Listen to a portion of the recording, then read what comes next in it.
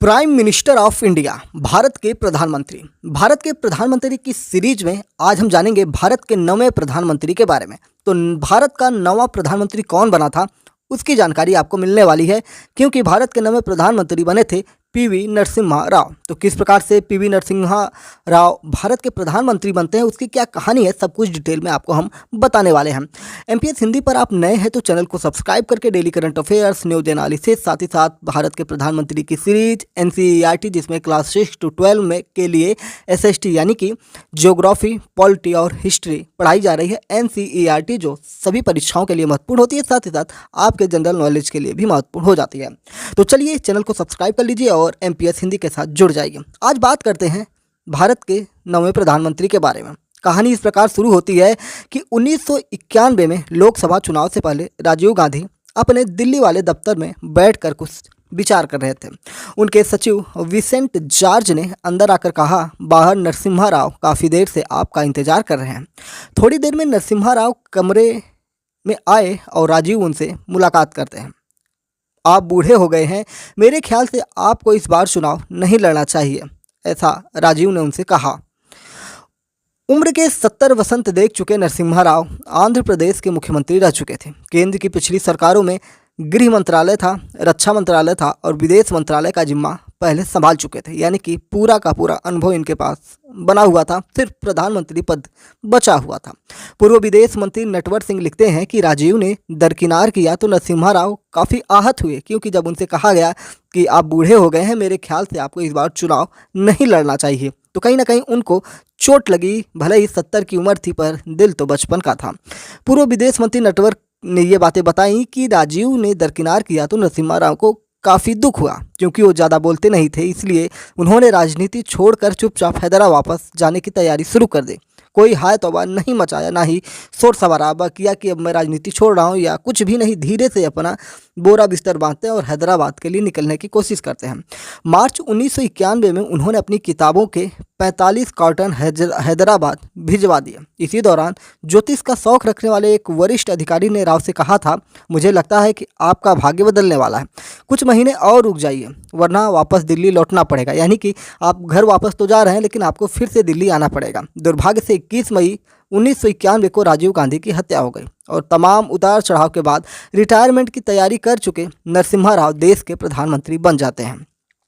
किस प्रकार से प्रधानमंत्री बनते हैं, आइए आपको बताते हैं, क्योंकि इतना आसान भी नहीं था कि राजीव के बाद इनको प्रधानमंत्री बना दिया जाए, क्योंकि दावेदार तो बहुत थे। राजीव गांधी की हत्या हो गई। बाद में आए लोकसभा नतीजों में कांग्रेस ने 232 सीटें जीती थीं। सोनिया गांधी राजनीति में आने से इनकार कर चुके थे, क्योंकि उनको पता था कि जैसे इंदिरा गांधी हुई, राजीव गांधी हुए, इन लोगों की हत्या की जा रही थी, शायद इंदिरा गांधी को भी मार दिया जाता। सोनिया गांधी इससे पीछे हट रही थी। बड़ा सवाल था कि कांग्रेस किसे अपना प्रधानमंत्री चुनेगी, क्योंकि कांग्रेस किसी बाहरी को भी प्रधानमंत्री बनाने से डरती थी, क्योंकि उसको लगता था कि उसकी पार्टी कोई और हड़प लेगा। 17 जून के टाइम्स ऑफ इंडिया में महाराष्ट्र के मुख्यमंत्री और तब कांग्रेस नेता शरद पवार के हवाले से खबर छपी थी कि महाराष्ट्र के सांसद तय करेंगे कि दिल्ली में देश का नेतृत्व कौन करेगा, और ये कहीं ना कहीं कांग्रेस के लिए सरदर्द बन चुका था। 18 जून को फिर शरद पवार को प्रधानमंत्री प्रोजेक्ट करने वाली खबर छपती है, यानी कि मीडिया के स्रोत से या मीडिया के माध्यम से दिल्ली पर कब्जा करने के लिए या दिल्ली पर शासन करने के लिए महाराष्ट्र की तरफ से दबाव यानी कि प्रेशर किया जा रहा था। यानी कि बाहर से कहा जाता है ना कि प्रेशर डालना।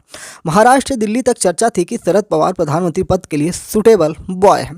पीवी के पुराने दोस्त और लेखक संजय बारू अपनी किताब 1991 how VP Narasimha Rao made history में लिखते हैं कि 20 जून को मैं पीवी नरसिम्हा राव को सरकारी बंगले पर मिलने गया। पीवी के पर्सनल सेक्रेटरी राम खांडेकर मुझे पीवी के लिविंग रूम में ले गए। पीवी कॉटन की लुंगी और बनियान पहने कांग्रेस के भगवत झा आज़ाद और कीर्ति आज़ाद से चर्चा कर रहे थे। मैंने बैठते ही टाइम्स ऑफ इंडिया की उन खबरों को लेकर सवाल दागा कि क्या शरद पवार पीएम बन रहे हैं।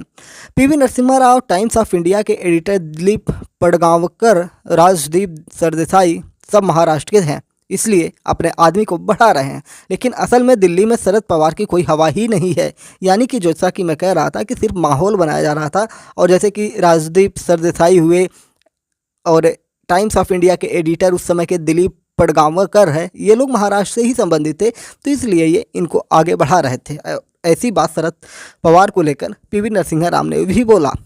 पूर्व विदेश मंत्री नटवर सिंह अपनी किताब one life is not enough में लिखते हैं कि 10 जनपद में सोनिया गांधी ने अपने सलाहकार पीएन हक्सर से पूछा कि कांग्रेस की तरफ से पीएम बनने के लिए कौन सबसे ज़्यादा काबिल है।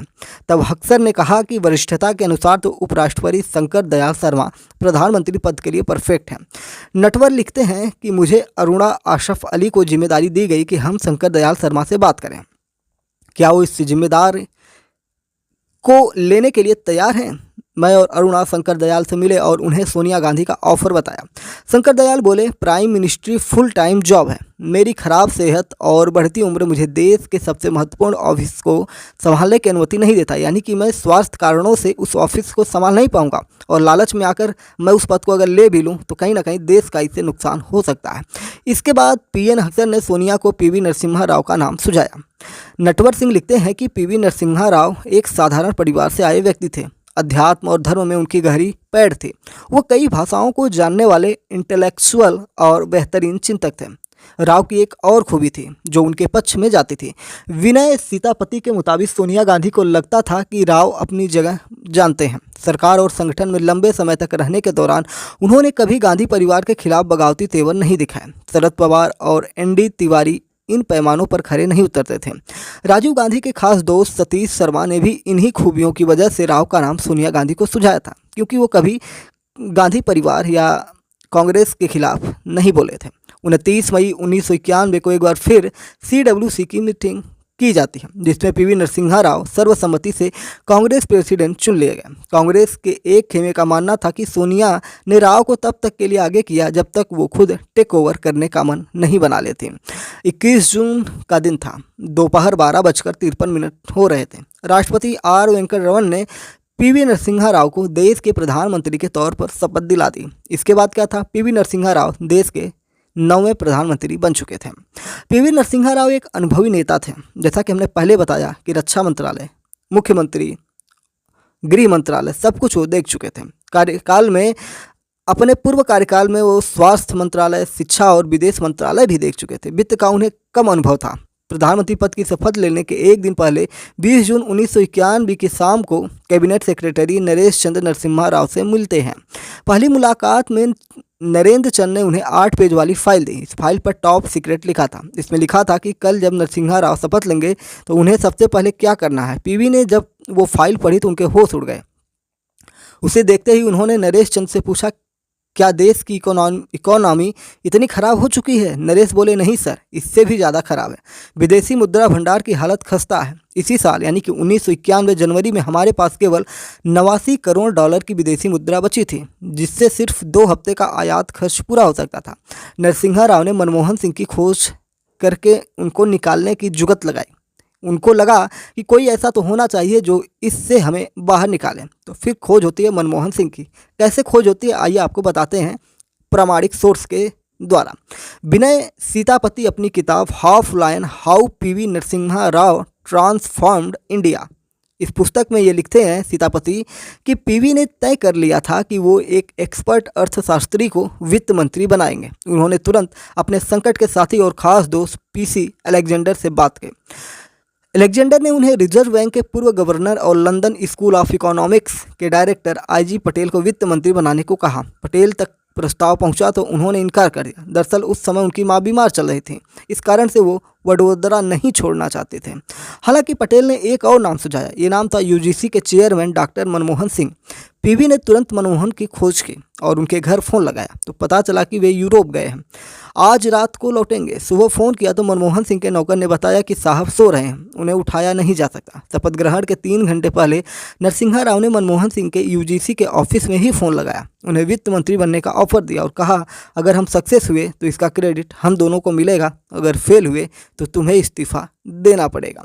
जब बाबरी मस्जिद गिरी थी उस समय पूजा कर रहे थे पीवी नरसिम्हा राव। ऐसा बताया जाता है कि जब बाबरी मस्जिद को तोड़ी जा रही थी तो पीवी नरसिम्हा राव उस समय क्या कर रहे थे, उस समय पूजा कर रहे थे। लेकिन पूजा करने के दौरान भी क्या घटनाक्रम घटा आपको बताते हैं।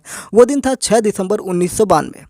6 दिसंबर 1992 को अयोध्या में जब हजारों कार सेवकों ने बाबरी मस्जिद के विवादी ढांचे को गिराना शुरू किया तो पीवी नरसिम्हा राव पूजा करने चले गए थे। वे घंटों तक पूजा करते रहे।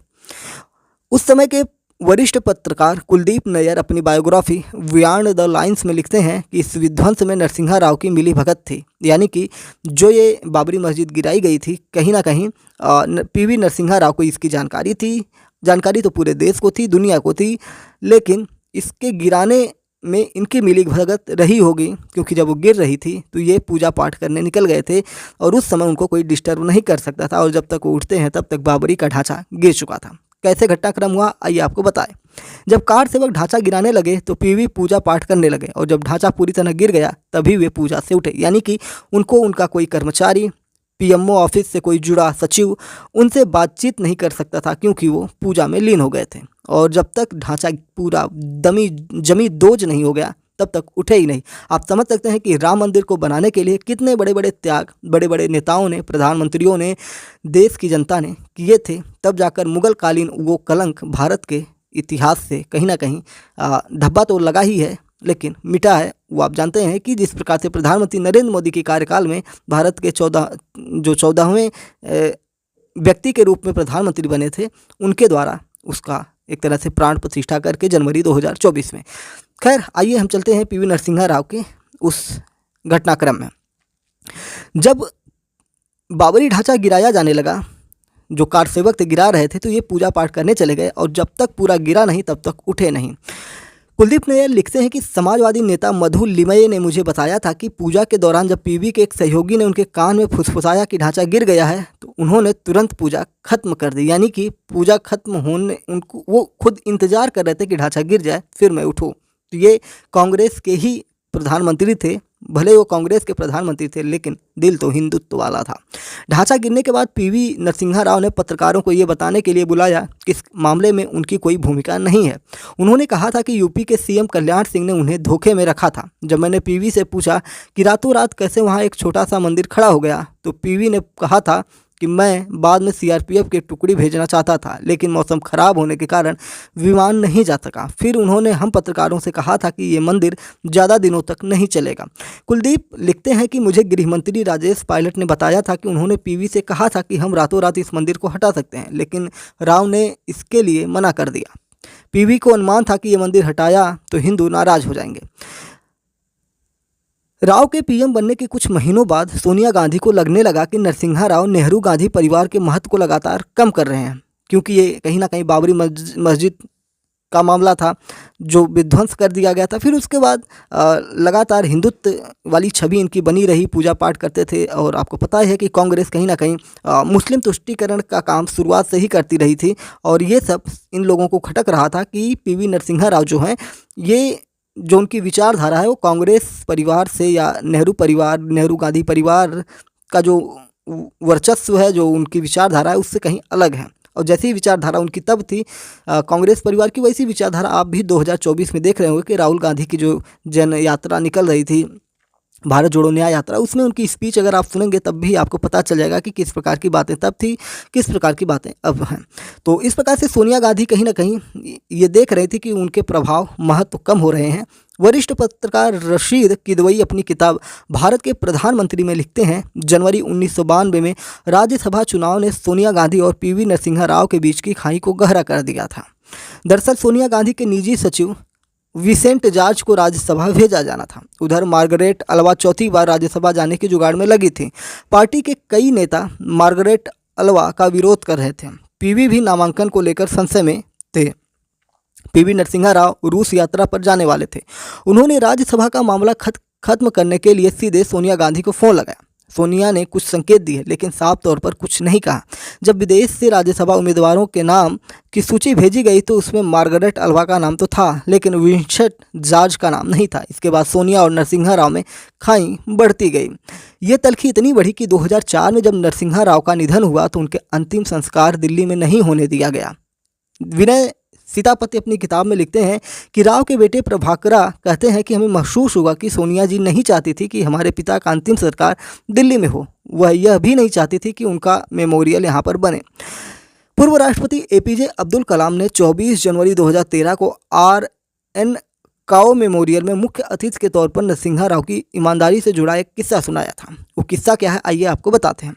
कलाम ने बताया था कि 1996 के आम चुनाव के नतीजों से ठीक 2 दिन पहले तत्कालीन प्रधानमंत्री पीवी नरसिम्हा राव ने मुझसे कहा था कि एपीजे आप अपनी टीम को परमाणु परीक्षण के लिए तैयार रखें। नरसिम्हा राव ने यह भी कहा था कि आप विपक्ष के प्रधानमंत्री पद के उम्मीदवार अटल बिहारी वाजपेयी से मिलिए, वाजपेयी को इस कार्यक्रम में के बारे में बताइए। कलाम कहते हैं कि नरसिम्हा राव ने मुझसे ऐसा करने के लिए इसलिए कहा था कि अगर उनकी सरकार चली भी जाती है तो आने वाले प्रधानमंत्री देश के लिए जरूरी न्यूक्लियर कार्यक्रम को जारी रख सकें। कलाम ने कहा कि उनका ये काम ये बताता है कि नरसिम्हा राव एक देशभक्त राजनेता थे, यानी कि पीवी नरसिम्हा राव चाहते थे कि देश को परमाणु सशक्त बनाया जाए, देश परमाणु से संपन्न राष्ट्र बने, और उनको पता था कि कहीं ना कहीं अटल बिहारी वाजपेयी लीड कर रहे हैं और चुनाव में वो जीत भी जाएंगे, और इसलिए एपीजे अब्दुल कलाम को उन्होंने पहले ही बता दिया कि भाई जाओ, प्रधानमंत्री वो बनेंगे और अटल बिहारी से आप पहले ही इन सारी चीज़ों पर चर्चा कर लो। और आपने देखा होगा कि अटल बिहारी वाजपेयी ने पोखरण में वो कर दिखाया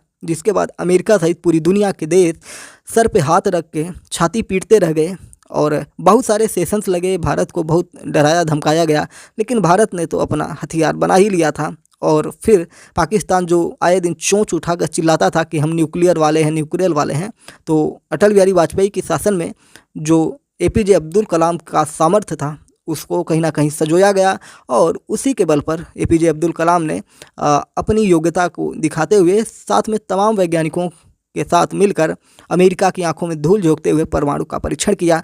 इसकी चर्चा हम प्रधानमंत्री अटल बिहारी वाजपेयी के कार्यकाल के दौरान करेंगे, क्योंकि अगला टर्म उन्हीं का है, तो उसमें हम इस पर डिटेल में चर्चा करेंगे। पोखरण वाला, और एक पोखरण नाम से मूवी भी है, उसे आप देखेंगे तो ये पूरी घटनाक्रम आपको मिल जाएगी कि भारत ने परमाणु बम कैसे बना था। तो चलिए, इसी के साथ हमने जाना आज पीवी नरसिम्हा राव के बारे में कि किस प्रकार से प्रधानमंत्री बने।